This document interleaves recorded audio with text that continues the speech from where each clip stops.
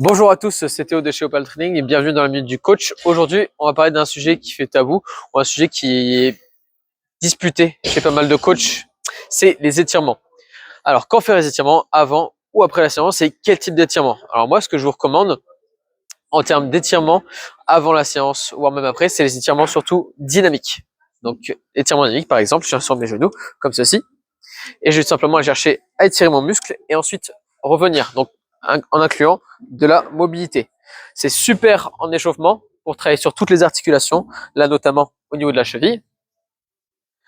Pour tout ce qui est étirement statique, en revanche, je recommande de le faire sur une session à part, donc pas avant ni juste après la séance, mais sur un bloc à part, quelques heures plus tard en fait. Les étirements statiques vont vous servir à gagner en souplesse. Ça a été montré par des études qui vont pas vous aider à récupérer, mais par contre, ils vous font gagner en souplesse. Le problème, si vous faites ça avant la séance, c'est que vous allez étirer vos fibres musculaires et que si vous ensuite vous essayez de les solliciter, vous pouvez vous blesser. Inversement, si vous vous étirez après la séance, après avoir cassé de la fibre musculaire, si je tire sur ce muscle-là, ça risque de faire plus de mal que de bien. Voilà, donc pour faire un petit point, étirement statique à faire en dehors de la séance, quelques heures après, ou sur un jour de repos.